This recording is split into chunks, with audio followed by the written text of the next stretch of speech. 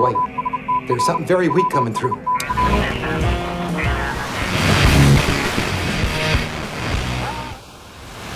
A long time ago, in a galaxy far, far away.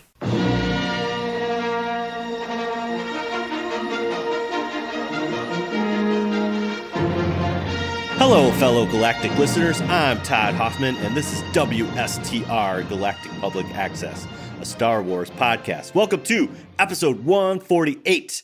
Today, we're going to be talking about those prophecies and see if they can teach us anything about the rise of Skywalker. We're doing this with our very special guest, Brian Finegan. Welcome to the show, Brian. Thank you, Todd. Glad to be here. Brian and I used to work together, so, you know, we're chums. We're chums. Joining me today, as always, is Miss Carla Cologne. Did I get that right? I don't know. I think I butchered Jackalone. Oh, man. That's why we just say Carla G. I feel really bad now. Carla G. There's a couple people not joining us. Heather, Aaron, JD off. So, but we got this handled. So there you go. All right. We got to pay some bills. You find us on social media, WSTR Media. Email us at mailbox@wstrmedia.com.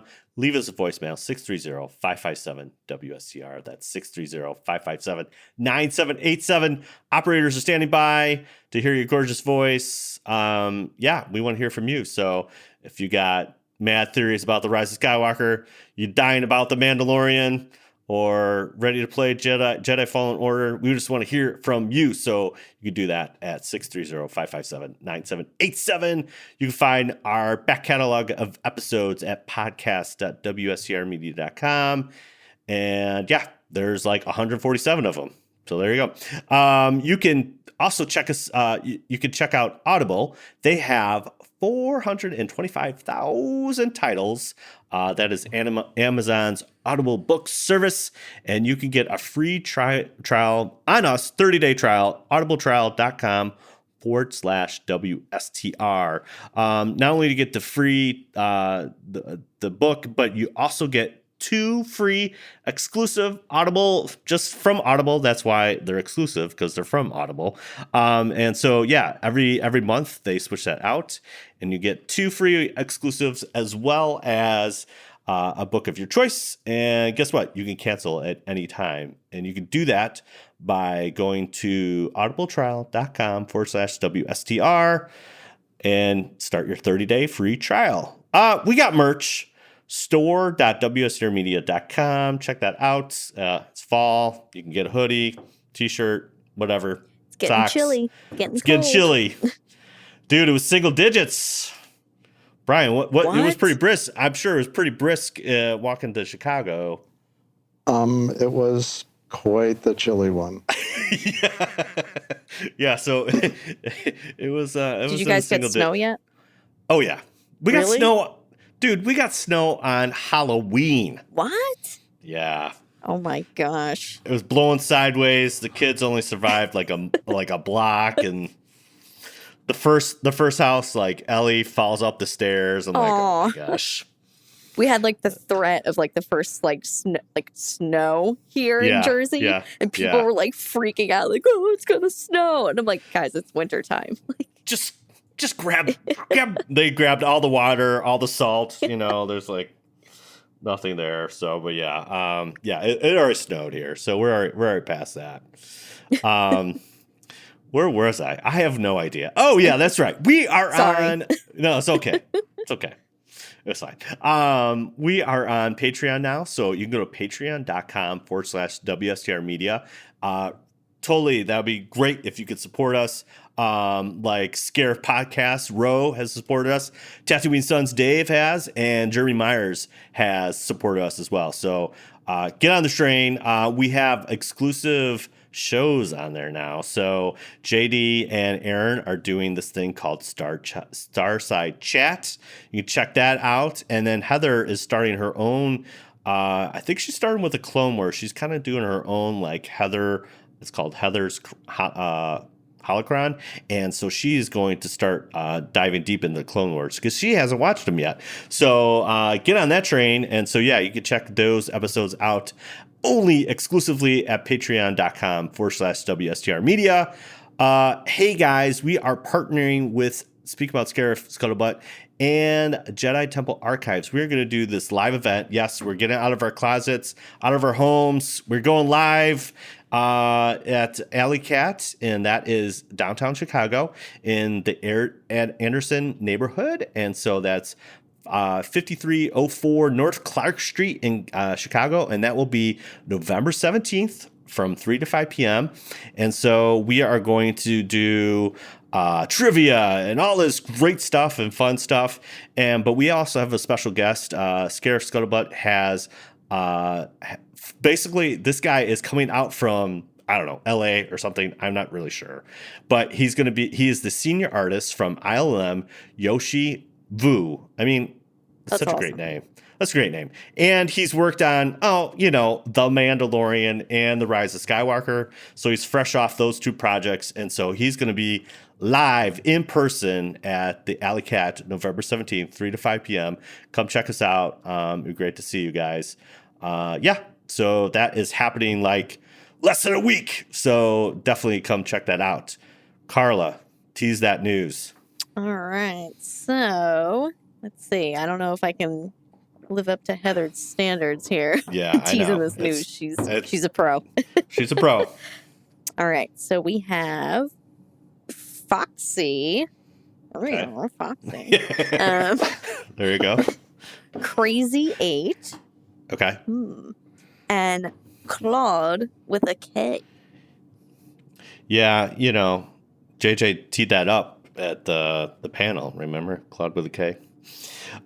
So yeah, there you go. So you got to tune in later to find out what that all means. Get your man, what was that called on Christmas Story or whatever? Your decoder ring, Your like Little crummy Orphan commercial. Annie decoder ring. Yes, thank you. Yeah. Yeah, thank you. Crummy commercial. That's pretty much what all the news is. It's a bunch of clickbait, and so, but yeah. So we teed it up there, but get out your decoder rings, and then you can, find out if you were right when you get to the news. So, but it is time for Twitter Trash Compactor. Get in there, you big polio! I don't care what you smell. Get in there and don't worry about it. All right. Every week we are talking about those polls. And this week is no different. Of course, it's not in the show notes because I don't know what I'm doing here. But last week we were talking about, okay, what do you think about our Game of Thrones boys leaving their Star Wars project? So last week, if you're hiding on a rock, these dudes signed a Netflix deal, and Kathleen Kennedy's like, bye, I don't want you, bye, bye, bye. A little NSYNC, just like, bye, bye, bye, and get out of here. So we have 4 choices, because that's all Twitter has. And here's our 4 choices. So, no, whatevs, future, always in motion, and bye-bye. So, Brian, you are our guest. What do you think about the Game of Thrones boys leaving their Star Wars project? You gotta pick one of those. Bye. I didn't vote. I was one of the bad ones. I try and keep up with all the tweets and everything, but yeah, I know stuff. I didn't vote either, so okay. Well, so you're saying bye. Okay, Carla, what say you? What do you say? I mean, the future's always in motion, I guess. Because you're a resident Game of Thrones expert, yes. And you did not like how season 8, just like, yeah. I mean, again, I read the books too. Yeah. Even though, George didn't catch up to where the show was, but right. It just felt rushed the last season, and just the way it ended was. Again, cool. Expectations always come into play with these things. Do. But I think that David and David really had great potential with Star Wars because, again, like they were pushing, the Old Republic stuff. And I don't know. I just feel like it'd be very fitting for them. But supposedly, I mean, they signed something with Netflix, correct? And then there were like creative differences, and they didn't like the way that I guess Disney and Kathleen Kennedy wanted them to go. So I mean, like, hey, good for them if they have this vision in mind, and it doesn't, if it's not going to mash, then maybe it's for the best. But well, it's kind of like favesies. So Netflix is like, hey, you just signed this huge amount of money deal, and we want you to work exclusively. And Kathleen Kennedy, KK, is like, hey. Okay, bye.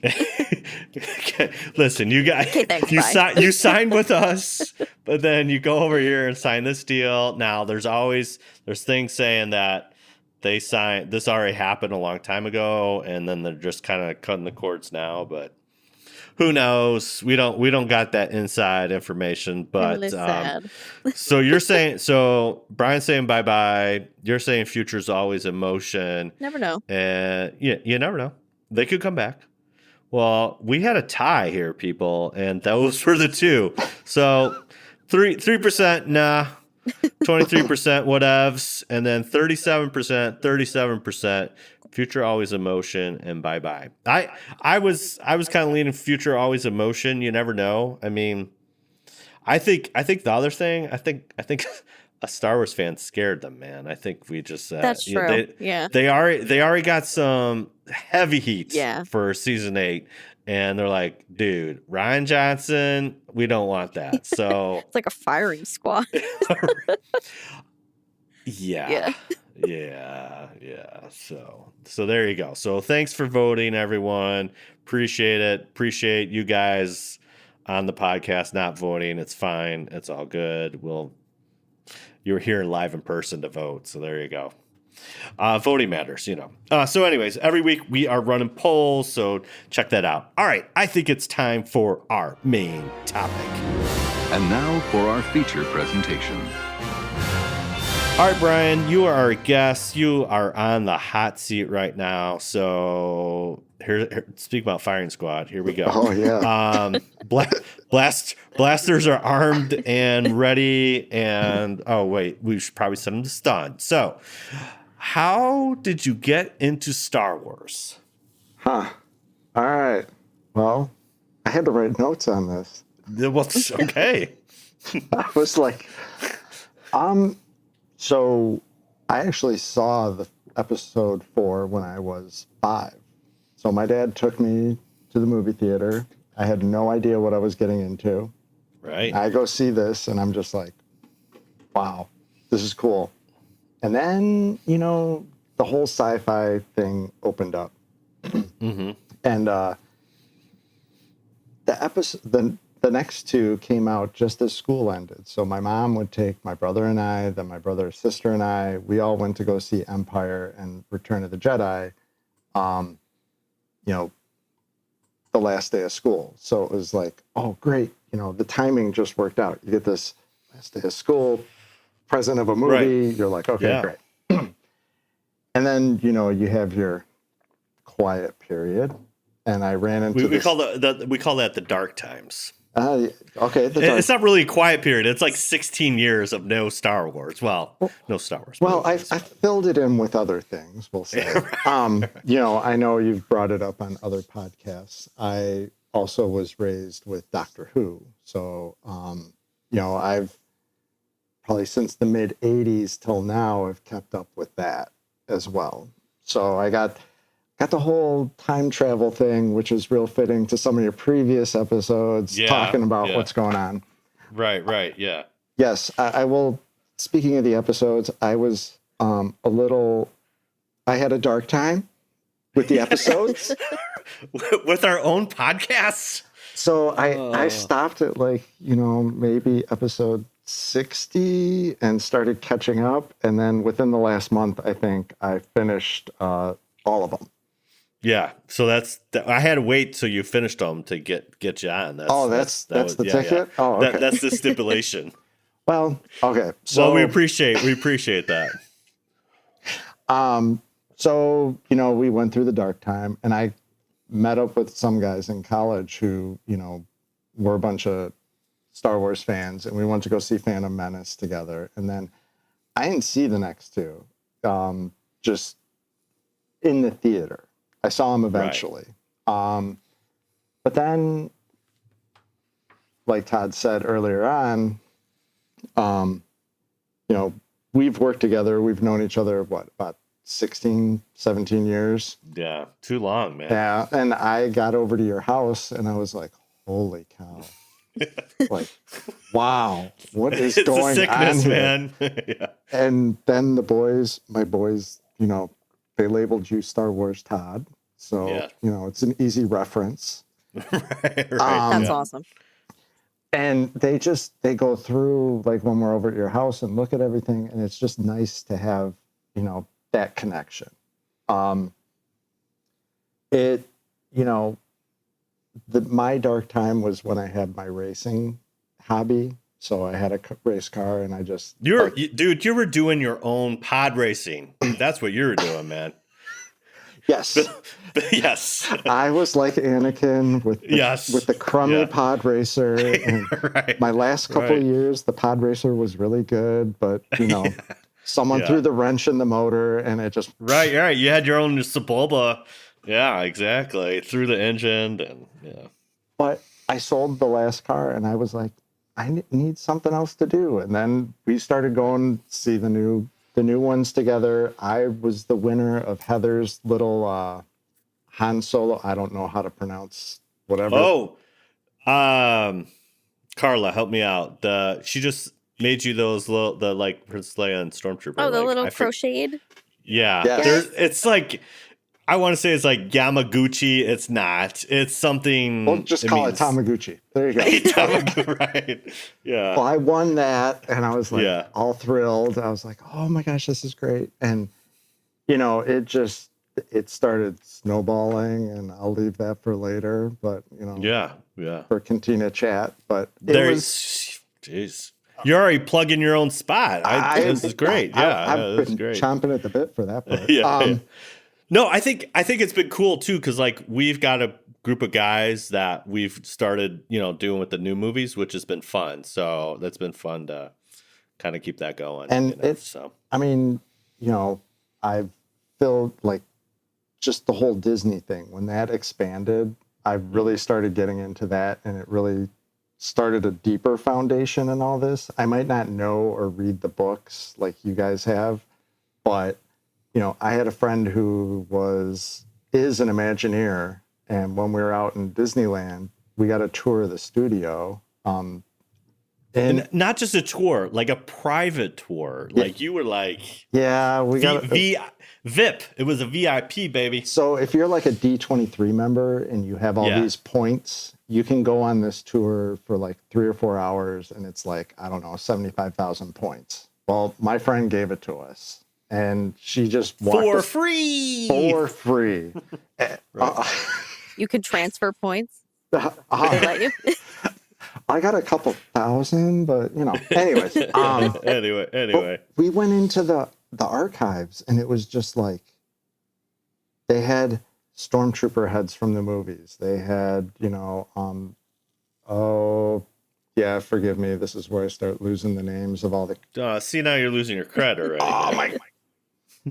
No, they just had a lot of props, right? I remember you sent me some pics that a bunch of helmets and just like design pictures. And her job at that time was building the interactive droids for Galaxy's Edge.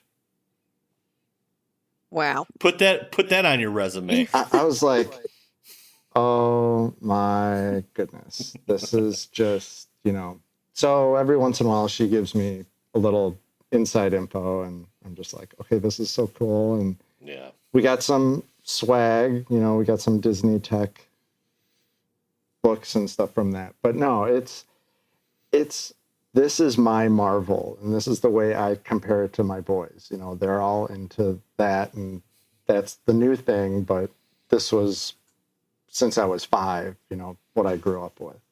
Yeah. Cool, man. Awesome.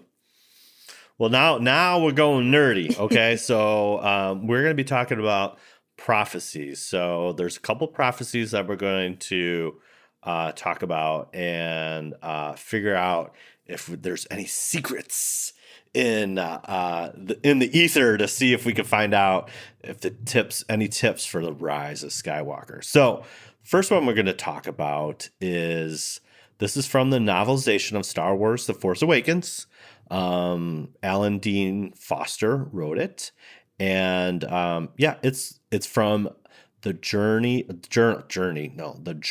of the Wills. Okay, and if you're not familiar with that, that's like one of the first things. That was like one of the titles for A New Hope was it had Journal of the Wills in it, and it's kind of known for the Jedi, like that's where you find all the cool secrets. So here is a journal entry from the Journal of the Wills.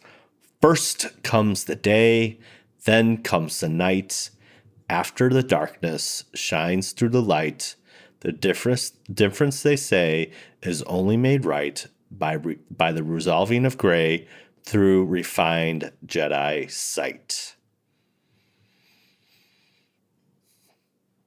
Journey of the Wills 7:44477. I don't know what that means, but there you go. Carla, what do you think this means? So I read this novelization, but I don't remember where this was in the book. It's the first thing of the book, Carla. Like in the front part? Yeah. See? Yeah. I mean, it's been a while since. Yeah, I know. It's literally the first thing that you get to. Because I was going to say, I don't remember this being like part of the story. No, it's just like, you know how like he kind of broke what he did is like there's like these kind of little interludes, and so two-pagers. So yeah. This was the first one, like right when you open up the book, right before you get to chapter 1. Mm-hmm. This is like just like a little thing. So I don't know. I don't think there's. I mean, to me, like what stands out in that whole bit is the resolving of gray. Mm-hmm. I don't think they're going to bring in the aspect of gray Jedi.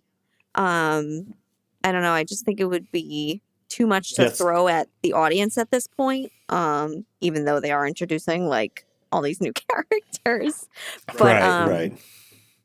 Yeah, I don't think. I mean, this is the novel though too, so I mean, a lot of things changed from movie to book format. But I don't know. I mean, it's definitely about Rey and Kylo for sure. Oh, you're going Reylo. Yeah. Okay. I think so. All right, Brian, what say you about this, my friend? What do you think? I think this is just the theory of when they decide if they're going dark or light. Because you're sitting in that middle ground of the gray, and the Jedi's sight, which way are they going to go? Mm-hmm. Where are they being focused? Where is their mind taking them to which side they're going to fall on? Yeah. I'm not going, specific characters. I'm just going with a Jedi, okay. Jedi or Sith mindset of which way are they going to go? Yeah. Yeah, I think, I'm kind of leaning towards that too. I think it's more about balance. You have to, resolve the gray. You have to pick one side or the other. And so the only way to do that is by resolving the gray. And we all live in a world of gray. We do. Very true. We do. Yeah, that's totally true. Okay, so obviously in the original trilogy, there was no mention of any prophecies or anything like that. It was more about destiny, but heavy throughout the prequels, it was like maybe we interpreted the prophecy wrong. Is this boy the prophecy when they're referring to Anakin? And so this is the Jedi prophecy that they're referring to, which Qui-Gon was like, yo, this is our dude, Anakin. He's the man. He's the chosen one. So here is the Jedi prophecy that Qui-Gon is referring to. a chosen one shall come, born of no father, and through him the ultimate balance in the Force be restored. Brian, is that Anakin? I mean, yeah, the way you read it. A little subliminal message, this is what. Right. No, I mean, it reads just like Anakin. It's Yeah. I mean, you can't pick. I mean, could you say it's Rey? I mean, you don't know. You don't know the parents yet. Yeah, That's I true. think. Yeah, I honestly think so. I know we're getting ahead of ourselves, but like one of the things I think so. In Empire Strikes Back, we get the big reveal at the end. We say, Luke, I'm your father. For us non-millennials or whatever, we had to wait 3 years to figure that out. Where now we're waiting a year and a half to kind of figure that out. So I feel like we're not done with Rey's parentage. Like I see that there is going to be more revealed in The Rise of Skywalker about her parents. Because again, Kylo's kind of telling her what she kind of already knows, but maybe those weren't her parents, and it could be, those junk dealers, they might be just somebody that she has a memory of, but that's not possibly her true parents or whatever. So yeah, I don't know. Carla, what do you think? Is this Anakin? Yeah, I think this one's pretty straightforward. Because Yeah. there's multiple prophecies, so I don't think, Yes. it's not like right. one fits, all or All, whatever. yeah. But I think, this is pretty much straight up. And, like with the whole Master and Apprentice, I know this is like skipping ahead one, but Don't go ahead yet, Carla. Well, I would say this is more Jedi Lost, Carla, because like this is like yeah, that's true. because in Jedi Lost, for those who are not familiar with that, is like a radio play kind of, and they just print out the book, but it really kind of goes into Qui-Gon and Count Dooku and a little bit before, and they're becoming Jedi, and you find out that Dooku and Qui-Gon they're kind of dipping a toe in the prophecies, and what they kind of stated is that you can kind of get lost in them in a sense, like if you meditate on them too long, it could steer you one way or the other, and possibly not really in the good way. But you could tell that how in episode 1, Qui-Gon's really fixated on Anakin. Like he anchors on that on Anakin really quickly because he's so in tune not only with the Force, but he was really studying those prophecies. He's like, dude, I read this like a million times, and that's that's it right there. So I think also that this is probably Anakin, but you never know. Could apply to Rey too. All right, so you brought this up, Carla. So there are 6 prophecies revealed in the Master and Apprentice book by Claudia Gray that came out earlier this year. So, all right, get your thinking caps on. Here we go. Prophecy number 1. These are good. Yeah, these are so good. Okay, she who will be born to darkness will give birth to darkness. Anyone? Takers? I'll take Princess Leia for 500, please. I think that one's another like pretty straightforward. Yeah, I think so. Yeah. So obviously Leia, if we just change the pronoun, right, we'll say Leia, who will be born to darkness, will give birth to darkness. So Leia obviously birthed our beloved Kylo Ren, Ben Solo. Yeah, I dig that. Brian, any I got no further insight on that one. Yeah. Alex, let's go prophecy number 2. What she said. Okay. when the Kyber that is not Kyber shines forth, the time of prophecy will be at hand. Should we let Todd answer this one first? All right, let me read this one more time because I have to really think about this. When the Kyber that is not Kyber shines forth, the time of prophecy will be at hand. I really think that's Palpatine. What? How? He doesn't have Kyber, does he? Well, think about that. Kyber is Jedi. Kyber is like, it's the crystal that is used for the lightsabers. But when Kyber that is not Kyber shines forth, meaning like it's a false, like that's how Palpatine comes across. He's he's smooth, he's oily, he comes across like, yeah. What does he just chew the Kyber crystal? He's oily. he's snake oil, man. He is full he's just slimy, so I think he comes across as, just think about how he comes across to like, Padme, I think you should vote for no confidence. And he's playing his hand. He's like, hey, and then if there was only a British senator that would give emergency powers right in front of like Jar Jar. Oh, I could do that. Misa do that. Yeah, this is Palpatine for me. What do you think, Brian? I think it's Kylo. Oh, okay. Because, I'm not so sure that his saber, You're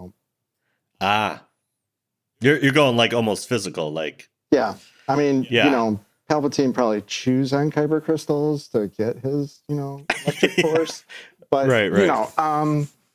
No, that one, yeah. You're saying Kylo. I'm going to go with Kylo because I don't think, he's still unstable. He is very unstable. Carla, any additions? I think Kylo's definitely a possibility with this one. I also think Rey is also a possibility with this one. But for some reason, when I read this one, I thought of Jin. Oh. Yeah. Oh.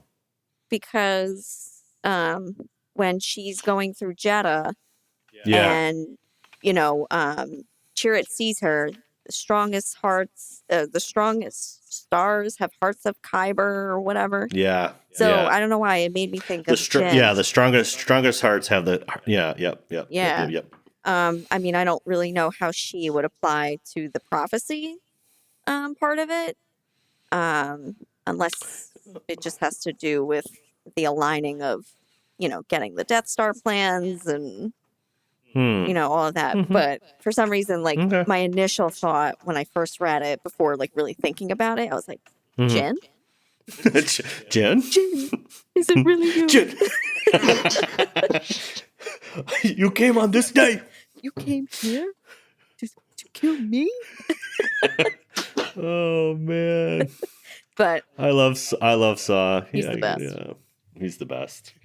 I don't know. Okay. I think that's a tricky one because I think maybe that's one that could apply to multiple characters. Well, exactly. See, that's why the Jedi Council's like, dude, don't be reading the prophecies because we're gonna have to put you in that secret Jedi prison. So here we go. Prophecy number 3: when the righteousness lose the light, evil once dead shall return. Wow. Yeah, there you go. Brian, what do you think? Papa P. Papa P in the house. This is totally Papa P, man. This is probably twofold, Yeah. Yeah, this is literally, I feel like this is so Phantom Menace, Jedi Council, like the righteous losing their light, and there's Papa P right in the face. But then I think also this could apply to what is going to unfold in The Rise of Skywalker. Carla, what say you? Anything? Yeah. I think this is about Palps. Palps. Yeah. I Papa mean, P. no, like reading this before the the trailer and all that came out. Yeah. it was Before we lost our minds. I was kind of like, not sure. But then after seeing the teasers, it's like, yeah, that's Palpatine for sure. Yeah. Okay. Prophecy 4. One will ascend to the highest of the Jedi despite the foreboding of those who would serve with him. Let me read that one more time. One will ascend to the highest of the Jedi despite the foreboding of those who would serve with him. I think this is Anakin. I think, you'll take a seat, young Skywalker. Have a seat. Have a seat. Mace, he was always. Oof. I just think. I think this is obviously Papa P kind of putting Anakin on the council, and then just how even the Jedi wanted him to spy on Papa P. I just think this is all kind of rolls right into what Anakin kind of had to do. Brian, what do you think, man? I almost don't want to say Anakin, but I can't figure out who I want. Right, I know. It's tough, man. I mean, yeah. I mean, Anakin makes sense, but I'm challenged by, like, him making the highest of Jedi. Did he ever really make it that high before he came back down? Well, do they mean highest by, like actual rank, or do they mean highest by force ability? Because technically, yeah, he never made rank of master, but they always said, oh, like, you're the most powerful Jedi we've ever seen. Yeah. Well, it's a prophecy, so I'm not really sure. I think, yeah, one who will send. Yeah, No. I think this is Anakin. Okay. This one we might have to read like 3 times because this is like the big. This is the.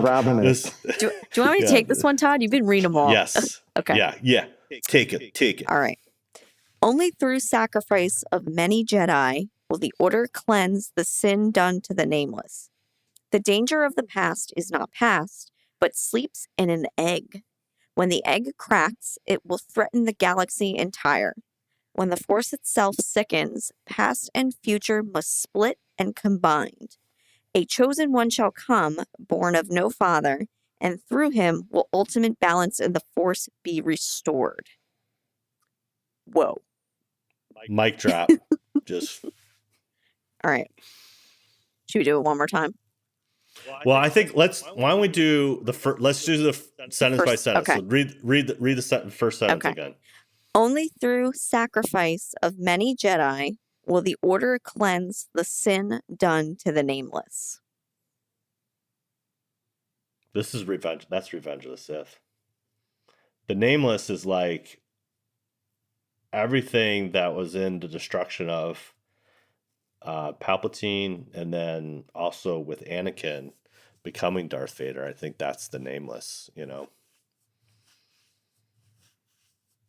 And because the order kind of allowed the Sith kind of to make that happen, and then that's the sin, right?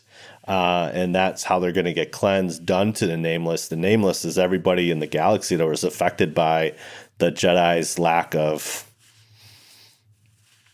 decisions, I guess, to understand like they had a bigger threat going on. So that's my take on that one. Brian, what do you got, man? Anything?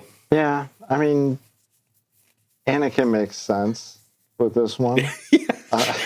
I mean, Well, can we just say Anakin for all It's all of them? Anakin's fault. This is all his fault. All Anakin. I'll throw out Rey and Kylo a few times. Yeah. Yeah, I mean, just thinking about it, like the ones he went through when he went through, the little Padawans, and just, I could almost say Kylo too. How many people did he go after to kind of rise his, elevate his own name and power? But yeah, I'm more with Anakin on that one. Okay. Carla, you have anything to add on that? No, not really. Okay. All right. Next sentence, right. Carla. All right, next part.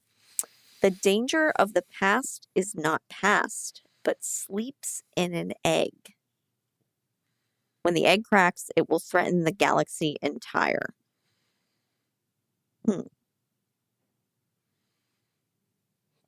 Papa P on this one, man. The danger of the past is not past, but sleeps in an egg. When the egg cracks, it will.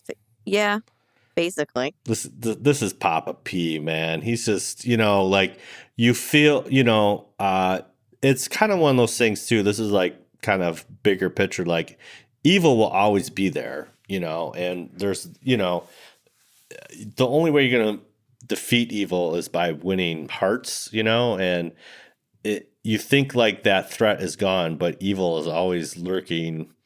And I think that's where it's saying it sleeps in an egg. And conveniently, we don't know or whatever, but Papa P either somehow transmitted his essence or something in the Death Star or whatever he did down that big fiery shaft of the Death Star. But somehow he's definitely got a plan B going on here, and he's sleeping. He's kind of like, cryo sleeping here, and he's waking up, and that's when the egg cracks and it's based on what we saw in the trailer. I mean, we got Endgame going on with ships, so we got all the rebels on one side, we got all our Empire on the other side. So I think it's all kind of coming to head. Papa P's just been sitting in that cryo chamber of Darth Vader's, and they just, it opened up, and there he is. He's back. Yeah, exactly. What do you think, Carla? Anything on this? Sorry, my cat's like climbing all over me. That's okay. See, this is why you got cats. So Heather, when Heather's not here, you can have the random cat just show up, Yeah, I would say this is definitely about Palpatine. Okay. Yeah. Next sentence. Okay. I like this one. When the Force itself sickens, past and future must split and combine. Time travel. Oh. This is where we insert TARDIS there, Brian. Bring on the TARDIS. Could you imagine, like, the Doctor shows up, like, what's going on? Palpatine with a fez on. Yes. Yeah. Time travel, huh? This worries me a little bit. I think it's Force ghosts. So you're like Force Ghost Palooza here. You're like, just bring them all back, man. Well, you already had one in the last one. You got Yoda coming back, going, burning a tree. And yeah.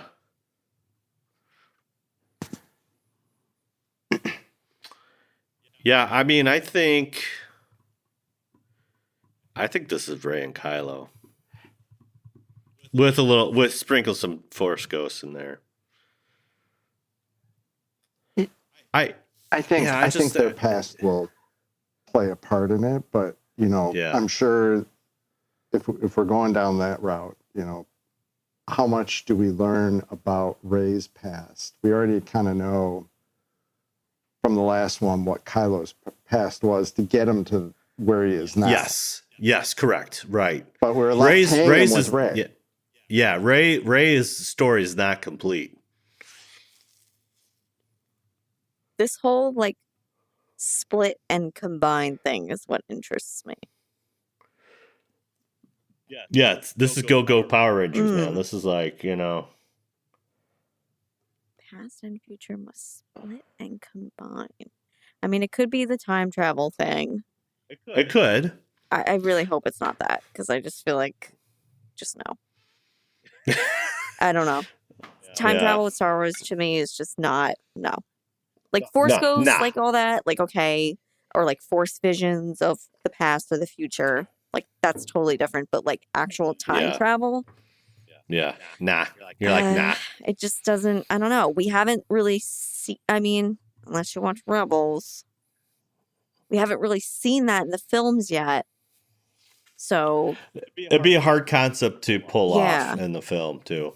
I really think this is everything, meaning like the Jedi's past and future must split and combine, meaning like this is the new future. We have to, if we're going to win over evil, we have to split and combine to take out that evil. That's kind of where I feel like this is a Rey and Kylo thing. Like teaming up? Yeah, teaming up. Yeah. I can see that. Yeah. All right, Carla. Move along. What's our next? Oh. All right, this is the last part. A chosen say that 5 times fast. A chosen one. Which like our Sean Connery accent. right. Just whip that out, right? Okay. That was amazing. A chosen one shall come, born of no father, and through him will ultimate balance in the Force be restored. Yeah, that's the prequel prophecy right there. So I think that was all part of that original prophecy. They just really what they were honing in on was that last sentence. So don't we have any new ones? Why they gotta all be old? I don't know. Yeah, I think that's again that at this point that's still Anakin, you know. And now see, like this is where reading what we're reading here, then I'm like, well, maybe that's Rey. That's what I was gonna say, because you have all of this, like basically all of this, like episode 9, you know, little like hints thrown in, but now they're going back to Anakin. I don't know. Okay, this last one, Carla, read it, man. This one's good. This one's awesome too. He who learns to conquer death will, through his greatest student, live again. Oh man, I think that's Plagueis and Palpatine. Okay. Even though like Plagueis is not technically like canon, he's mentioned in episode 3. He's name drop, so he's canon. If you read the Plagueis book, and then you see kind of what's happening now with episode 9 and Palpatine. I'm just like, please, this would be so cool. It would be such a cool way to kind of like bring in, you know, some of that old canon back into the, you know, the franchise and the story. Yeah. Brian? It's Snoke. There it is. Snoke drop.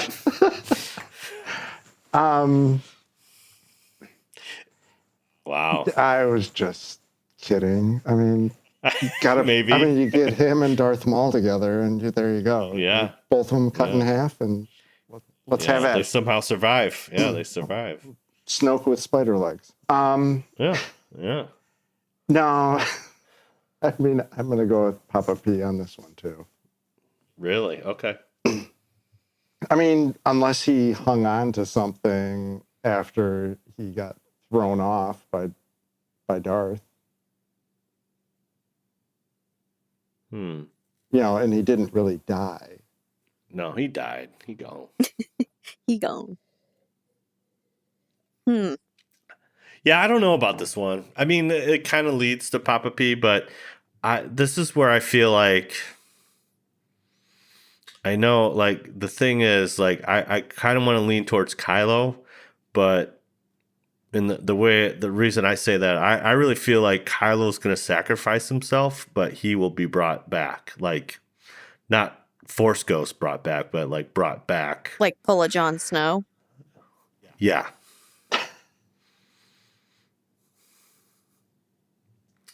But he doesn't have any student. Through his greatest student lives again. Like, that's the only thing. So that's where it's kind of like, well, maybe that makes sense where you have the Plagueis Papa P thing going on, But then you also have, like, you have to think of, like, who was the master and apprentice. So it was... Well, you have Qui-Gon, who literally is the Jedi that conquered death. He's the first one. Right. To, and through his greatest student lives again, which is then, that could be Obi-Wan or Anakin, because Anakin technically was, yeah. And so Qui-Gon teaches Yoda and Obi-Wan and then don't even get me started with Anakin, but Anakin all of a sudden like knows how to do it too, because you assume, like, in Return of the Jedi, you just assume that all Jedi are Force ghosts, but we find out way back now in the future, like, that's kind of a learned thing. That's not just like, maybe that's what he was doing in the meditation chamber. What about Luke? Anakin? Luke? Could be Luke. Luke with Rey. Could be. I just figured we're going down the dark path. Though? I mean, yeah. Really trained. Yeah. You could say the same thing about Yoda and Luke. I mean, Luke Yoda and Luke, off. they're just doing. Luke's like, I gotta go save my friends. Learn what you have. And all Obi-Wan and Yoda are like, dude, I waited around for 18 years for this, and this kid is going to Cloud City, and Anakin's gonna take him out, and they're like, and then Yoda's like, we got a backup plan, don't worry, there's one more. Plan B we have. Yeah, right. Dude, this could be Luke. I mean, but the thing is, it's like, it's a he who learns to conquer death. Yeah, it's all one-sided in all of them. If you look, there's no she. Yeah. But the first one had she. That's referring true. to Leia, yeah. But maybe because they don't want to give it. Maybe one. because they don't want to give anything away. Because if you put she, then you narrow it down. Who else could it possibly be? Right. Well, it all assumed that Jedi, like most of these, just go down that he route. Right. Just male. There's male chauvinists, I tell you. All right. So now we've listened. We went through these 6. Is there anything that we could summarize from these prophecies for the Rise of Skywalker? I feel like we need to revisit these after 9. Yeah. And take a look. Yeah. Because that would be interesting to see, once. Yeah. I mean, I don't know if they're going to reveal each one, like, directly through the film, but it would be cool to come back and be like, oh, see. Yeah, I see. Place your bets now, people. Right. Exactly. We can send each other meeting invites and with our chosen, selections of right. See who's right and wrong. Well, that's right. All right, Brian. Any final thoughts with the prophecies? They're biased. No. Yeah. Just a little bit. Yeah. No, I mean, it all seems to be like the old stuff. I mean, you can interpret it into the new stuff, but we're going with Anakin. We're going with yeah. We're picking Anakin a lot. Yeah. But I like. Well, okay. Let's. I'm gonna pause you there. Like, is Anakin gonna show up in the Rise of Skywalker? Just throw it out there right now. Oh, with all the hype about Hayden showing up all over the place. Yeah, Hayden at Galaxy's Edge. Obviously, he's coming back to Rise of Well, Skywalker. wasn't there like some event where he was supposed to be on a panel and they canceled it? Him and Papa P, Ian McDermott, were at some Comic-Con, and then like right before they're supposed to go on, Disney's like, "Don't talk about that," and they can't Move along. They didn't even. Yeah, no, they literally like they were all there, ready. Everyone's waiting for the panel, and they're like, "Yeah, they're not coming out." Dude, if Hayden Christensen shows up again in this movie, I'm just gonna toss my popcorn like out into the theater, just like what? And we'll just wait for the Blu-ray when he gets No, the extended sequence. right. He's magically photoshopped it. Boop, there you go. I think he does. I really do. Well, if you have Papa P in there, I mean, It would be cool because then it's coming full circle, Yeah. I mean, honestly, I think even though we didn't see a lot of, I wish they just hinted Papa P a little bit more in, our sequel trilogy, but I think ultimately he is the ultimate evil, and I think it's great that it's kind of coming full circle. This is not only is this the Skywalker saga, but this is also kind of his story, So I kind of like that, and to me it just makes sense that Anakin shows up because it goes back to who the heck is Kylo talking to Darth Vader? It's Helmet. It's not Anakin because Anakin has turned to the light post-mortem. I'm good, man. I'm a good guy now. So I think that's Palpatine. I think that's Palpatine talking, using that Sith artifact or Sith helmet to kind of be like, hey, your grandfather was like, but yeah, totally bomb bad. He's bomb bad Jedi, man. But if this is the rise of, like, he had a hand in what went on to get to Kylo, right? Could be through Snoke. I don't know. But I mean, he's the lineage. He's got, Anakin, and then he's got Luke and Leia, and then Leia and Han have Kylo. So, you have that piece, but you still don't know about the Rey piece. But you don't know about Rey. Maybe Rey, there was a lot of talk about Rey being like another incarnation of the Force, similar to Anakin. And maybe Papa P had a hand in that as well. You never know. He's trying to stay alive unnaturally, where in the Jedi way, it's, life is death is part of everything. Yoda says that, to Anakin, you can't stop death, and it's a natural part of life. And what Papa P's trying to do is do an unnatural. He's like, dude, I want to stay, I want to stay alive. Do we ever see his face in the trailers? No, you not see yet. So is you see like some? Could he be a ghost? No, I think he's gonna look nasty. Okay, just throwing it out there. Yeah. I don't know. Yeah. I don't know. We can keep on going, but I think I know who the last one is about. Okay. It's Jar Jar Binks, because we all know he's a Sith Lord.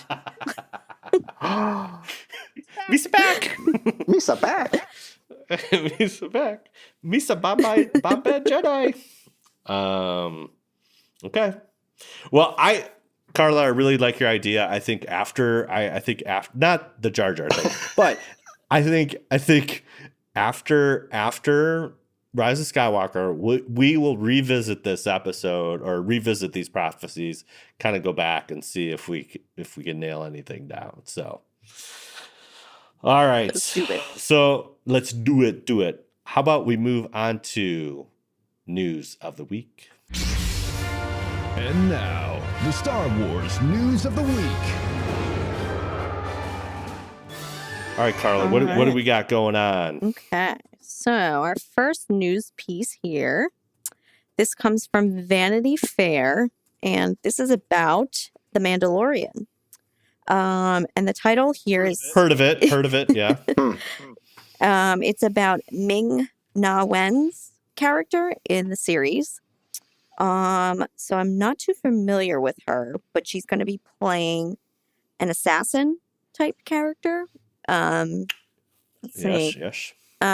Plays merciless sharpshooter Fennec Shand, revealed in this exclusive video and interviews. Like I said, I did like a whole, thing with her.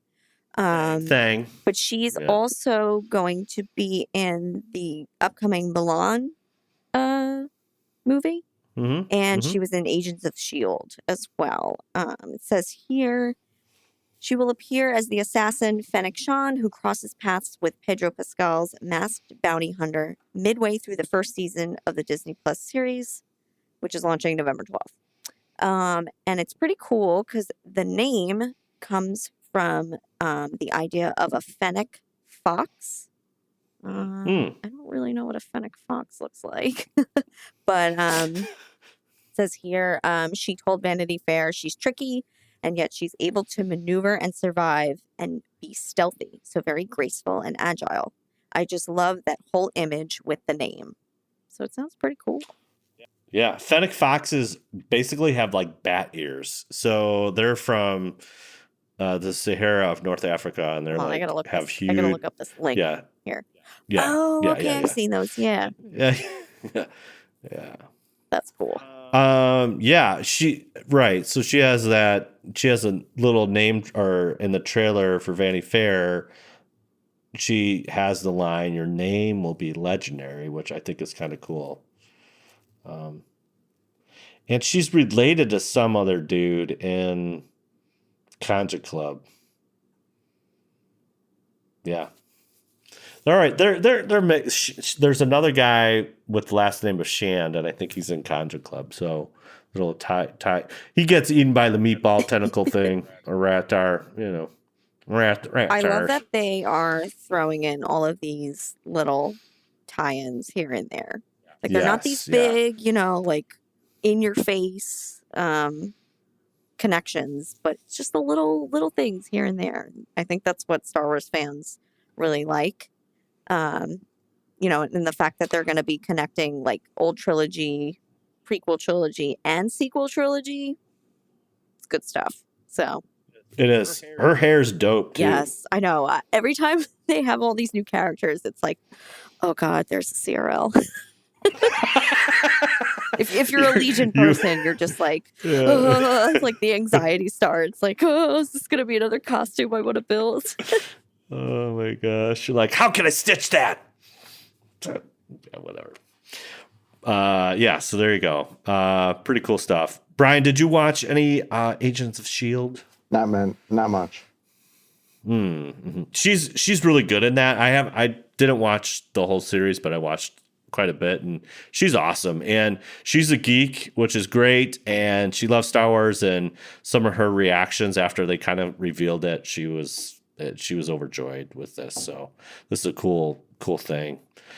Okay, so when this episode drops, Mandalorian's out, people. But right, we're like hooray! Who's taking? Like we'll act like we've seen it, like yay! But who's taking the day off to watch?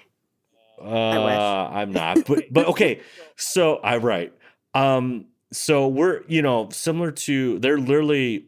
I've never seen such a big push for this, and so there has been 8 TV spots. So if you're hiding on a rock or you don't watch TV like myself, you have to catch it on YouTube. And so there's all these like different little spots. And so each one's kind of showing 1 or 2 little new clips. I think this is after an FX show. Mayan? Am I saying that right? Mayan? I don't know. Mayan? So anyways, they dropped this, and this is the Nick Nolte Ugnaught shot, and he talks a little bit. And so if you're not familiar, what they're doing is basically they, in the magic of computers, they basically like face map this Ugnaught to Nick Nolte's face, and it's It's beautiful. So he has a couple speaking lines in that, and just kind of talking about he thought the Mandalorians were the myth, and then they had the Vanity Fair drop, which is they have the shot of what we just talked about, just saying like your name's going to be legendary. So yeah, lots of stuff going on. So you haven't catched all that. Don't worry, because you're already going to watch episode 1, so it's all good. So, but yeah, there's just a lot of push for the Vanity Fair. Okay, next up, this is fun. So, let me pull this up right here. Okay, so Greg Grunberg, and you're like, who's that? That is Snap Wexley in The Force Awakens. He is JJ's best buddy, chum.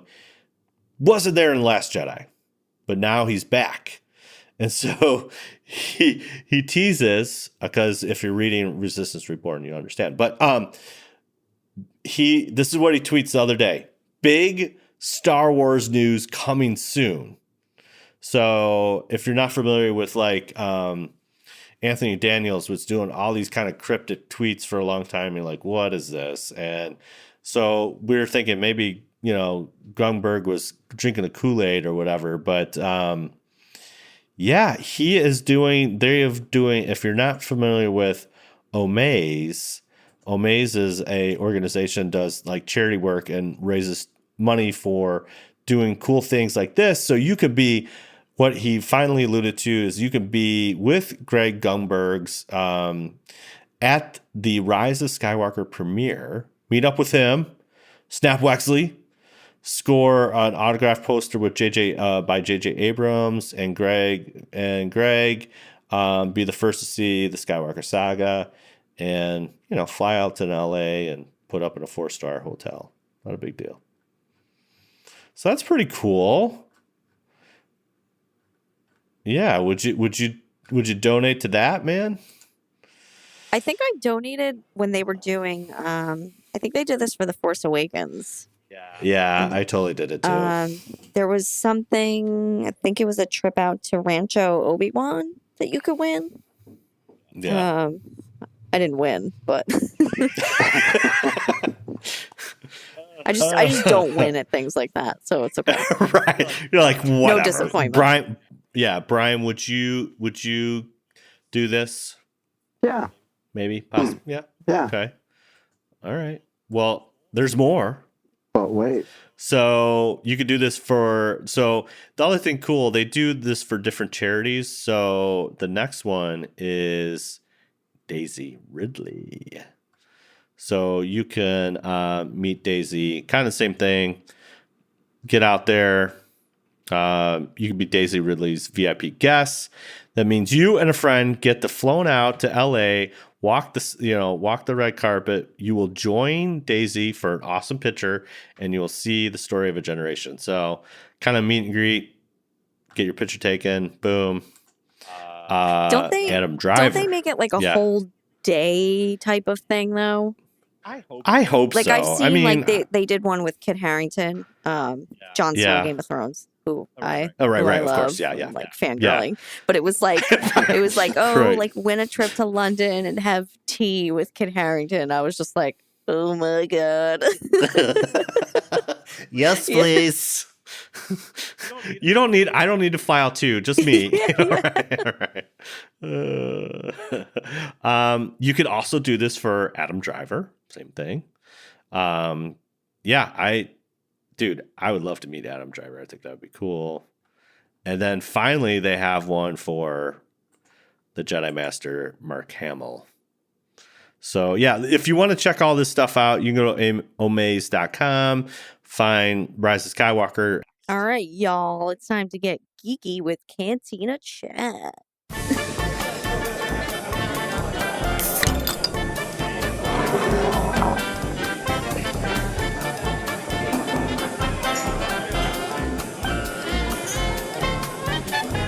So, this is the part of the show when we talk about all things nerdy and geeky that we've been up to. So, Brian, since you're our guest, we'll start out with you. What kind of nerdy stuff do you have going on? All right. So, I alluded to it earlier, already bidding into this one.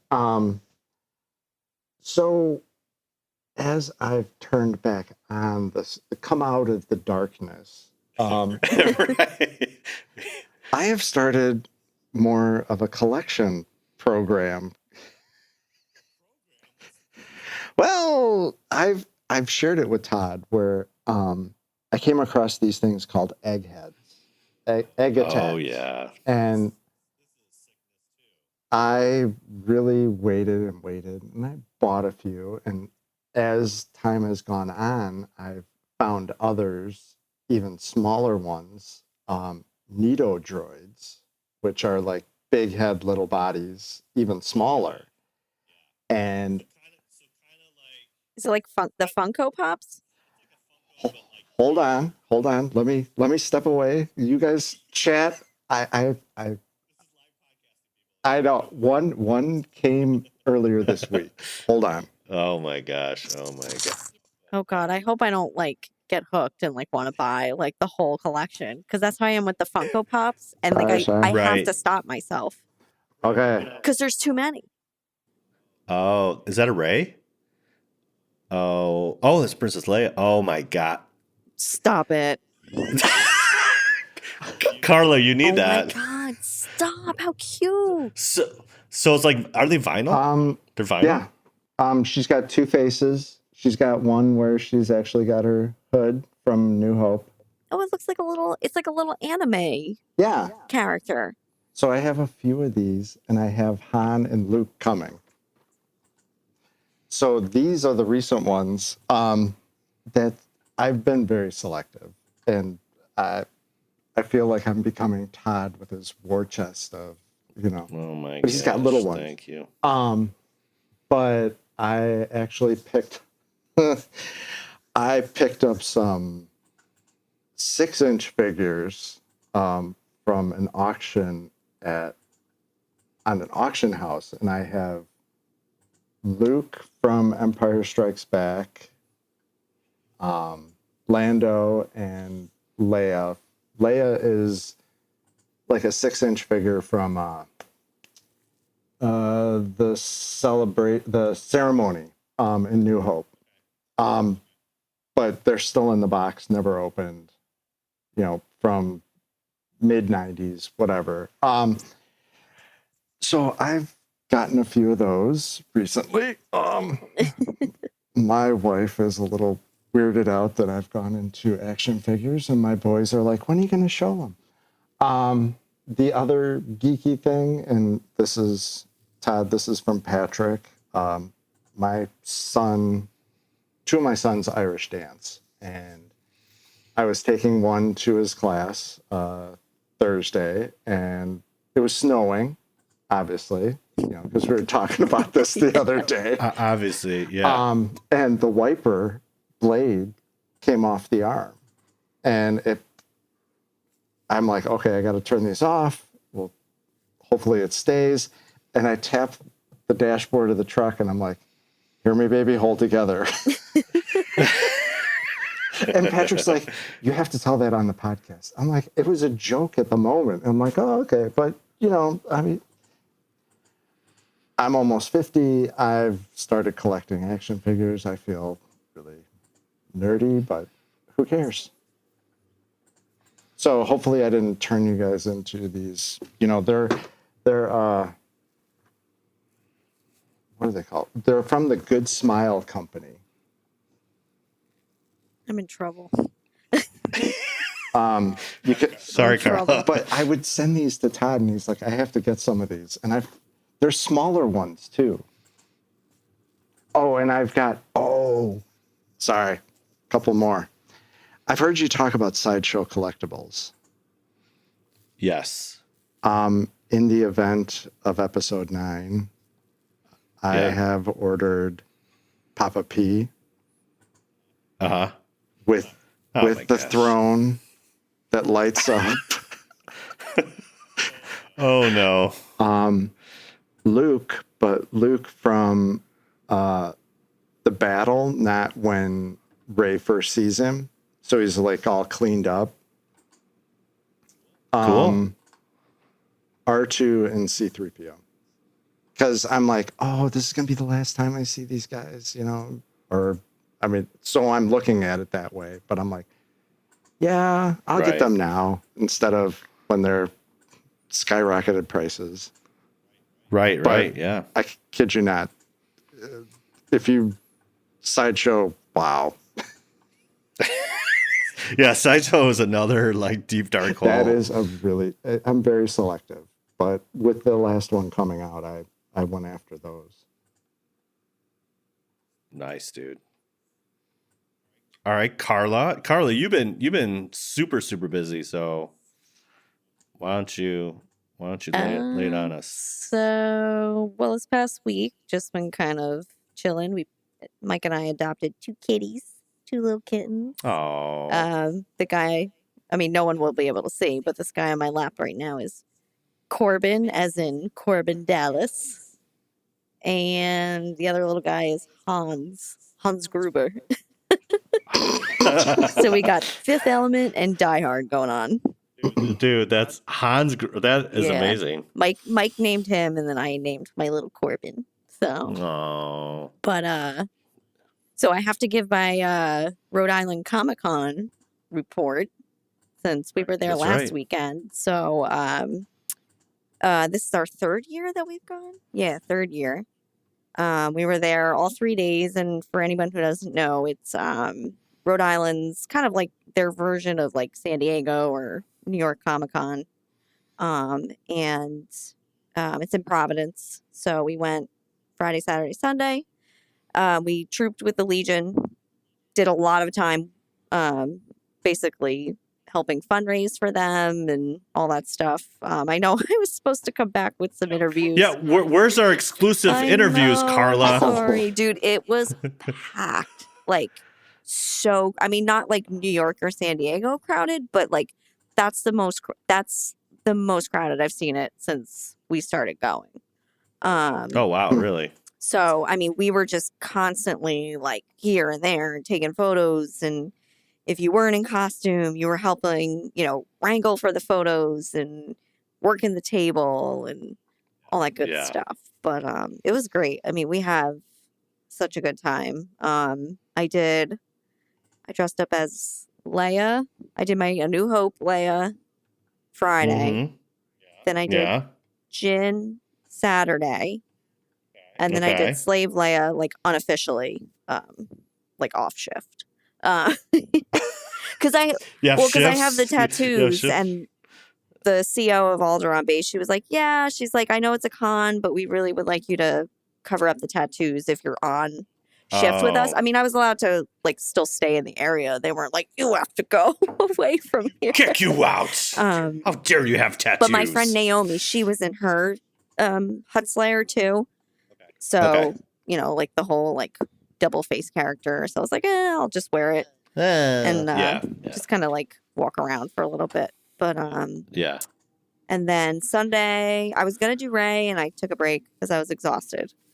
So I just helped kind of with the photo ops and all that good stuff. But it was great. We got to meet Junis Suetomo. Yes. Yeah, dude. Yeah, he came over to the area that we had, and they have an awesome setup every year. Like, it does not disappoint. This year was what did they do? The Endor bunker, and then they had like the Imperial blast doors, but they actually opened and closed. It was so cool. And like at one point, did they make a noise? No. I would have made a noise every time they opened. But the mechanics are like a garage door. So you just press the button and they'll open and close. And it was so cool because at one point we had Vader, Palpatine, and then like a couple of stormtroopers. And they made like this big grand entrance to the blast doors. It was so cool. It was so cool. Yeah. Dude. They don't mess around up there. They're like, that's awesome. But yeah, so Jonas came over. A couple of other like B-list stars came. Tim Rose, so Admiral Akbar. Dude, the guy, I'm blanking on his name right now. The actor who played Nine Numb. It's impossible not to say I know. Akbar and Trap at the same time, you know. So yeah, they came over. We had like one big like group photo with them, which was really cool. And then Mike and I. Jonas is large, dude. Jonas. I mean, the guy that was their Vader. I mean, he was tall. He was taller than him. You just look up at him and you're like, whoa, like Chewbacca. Yeah, but really, really nice guy. And then just aside from all of the Star Wars stuff, I got to meet Elijah Wood. So I was like, Frodo. And Mike totally embarrassed me. He's like, your biggest fan right here. I'm like, can you not? Please. So I'm like, my face is all red. I'm like, yeah. So you got an autograph? Yeah, I got his autograph. Picture too? No, or? I just do the autographs. Yeah. Oh, okay. So, but well, because if you got a picture, you'd be beat red. Is that what? Well, I got a picture with him, Sean Astin, and Andy Serkis. The first year that we went, the three of them were there, and I was like, "That's a photo op." Like when it's a group, I'll do it because it's like, when's the next time you're gonna have all of those people in one place? So that's a nerdy photo. Right. I'll have to show you that. It's hilarious. Nice. Yeah, I want to see that. Yes, I do. But yeah, it was great. We had a great time. So awesome. Looking forward to next year. So is that your garrison or who puts that on? That is New England Garrison and okay. Alderaan base. Okay. And then they have their cool. droid. So they have their droid builders. I don't forget what they're called, but droid builders. I'm sure. Well, there's like Mid-Rim. There's Tri-State. They have their own chapters like we do, but they had a working DO. What? Yes. What? They had a working DO, and he like rolled over, and the BB-8 came up to him, and they were talking. And I was like, oh, this is too much. It was too much. Dude, that's awesome. So if you ever get the chance to go, I would say it's definitely a good con to check out because it's big, but it's not like New York Comic Con big. And I stopped going to New York to go to this one instead because it's cheaper. I mean, you're driving for us. It's like a 4-hour drive, but the guests have blown New York out of the water the past 2 years. I mean, I've met more Star Wars and like Lord of the Rings actors since we started going there than I ever did in like the past 6 years of going to New York Comic Con. So, wow. Yeah. Interesting. Yeah. Brian, you want to take a road trip? I'm always up for a road trip. Do it. We can't even get to Como, dude. I know. Kokomo is just like... Yeah, Kokomo or whatever. So, yeah, there's this like toy shop in Indiana that we were like, oh, we got to go there because it's got like all this retro stuff. But they're only open like these weird hours, 12 to 5 and like Tuesday through Saturday. Like, how are we going to get down there? We have to go. So when like everybody is like being normal and working and holding a job. Yeah, like, right. We have to literally take off and, the wives will ask, what are you doing? Oh, we're just going to go down to a toy store. Well, my boys keep asking. They're like, when are we going? And like, can we go during Christmas break? I'm like, maybe. Maybe. Yeah. That sounds cool, though. I didn't know, like, I love hearing about these other cons that are, like, a little bit smaller, but get a lot of traffic. So it's great. Yeah. Like, I mean, for anybody, like, whether you're in the area or even to, like, I don't know, to fly in, I would say it's a decent convention. Yeah. So is it it's always in November? Yeah, it's usually the first weekend in November. Okay. So. All right. Well. Yeah. I don't know. It'd be Good cool. stuff. It'd be cool. Awesome. Good stuff. How about you, Todd? What's going on? Reading Resistance Reborn right now, or listening, I guess. Really good. I'm a little bit in, and it's kind of a prelude or prequel or whatever you want to call it to Rise of Skywalker. So very cool. I would highly recommend it. Mark Thompson narrates it, and he's we had him on. I love that dude. He's so good. So yeah, he narrates it, and yeah, so you got to definitely check that out. I finished the Solo book. So this is it's like Industrial Lights of Magic presents Solo. So it's like this whole behind the scenes, big old coffee table book, nerd book, and just finished that. And it's so good. I really, even they kind of document some of the little behind the scenes shenanigans that goes on, but just really cool, the process of making a movie. And so, yeah, but it's kind of from the lead special effects guy. It's so, yeah, great pictures. Yeah, it's super cool. Yeah, I am just like super stoked for Mandalorian. I mean, so I have to say this. I can't believe I didn't jump on this, but the Garrison got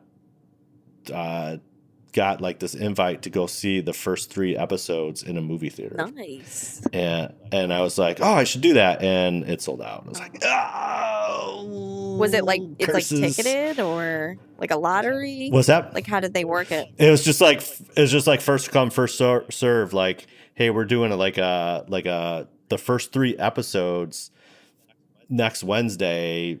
Here you go. And I was like, oh, I should do that. And then I was like, oh, I think they had that for Empire City Garrison because it's in New York. okay. So that's like their turf. Yeah. Because Yeah. I know There- they were like, oh yeah, like premiere. But isn't it kind of weird that, well, if you're watching the first 3 episodes, then that makes sense. I was like, why would they do that the day after it premieres? Well, you're basically getting 2 ahead of time. So that makes sense. Right. So Wednesday you would already see the first episode, but then they would drop the other 2. I was like, but in a movie theater, I'm like, dude, it's always better on the big screen. It always is. I know. Yeah. So I'm super stoked for that. Kind of working on something with my son Trent. We're looking at doing a podcast, me and him. So yes. So we're working on that right now. So that's kind of geeky. Yeah. And I was on 2 podcasts this last week. So I was at Around the Galaxy with Pete Fletzer, really cool dude. So I got to be on his show, which was a lot of fun. And then I was on the Jedi Temple Archives. He's coming to our little live event, and his name's Rob, which he's from Michigan. So it's kind of cool talking to him and talking about how to get into the 501st. So check that out. So yeah, it was a cool episode, and they both were episode 38. I'm like, meant to be. How's that possible? But yeah, so I was able to do that the last couple of weeks. So that was fun. That was fun. So yeah, that's. Do you have any good troops coming up? That's a great question. We Heather and I just did one. It was for what was that? Shoot.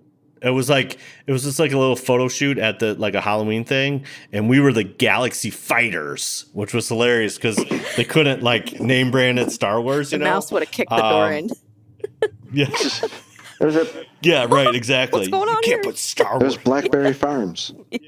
Yeah, it was Blackfire Farms. It was like, you can't put Star Wars on this. It's Galaxy Fighters. And so that was super cool. I got to ride a carousel, which was fantastic. Oh, the video's great. In your TK? Oh, yeah. How'd you do that? We had I stepped on the carousel and rode around. I didn't ride the horse. Right? Yeah, I was going to say, wait a minute. The video.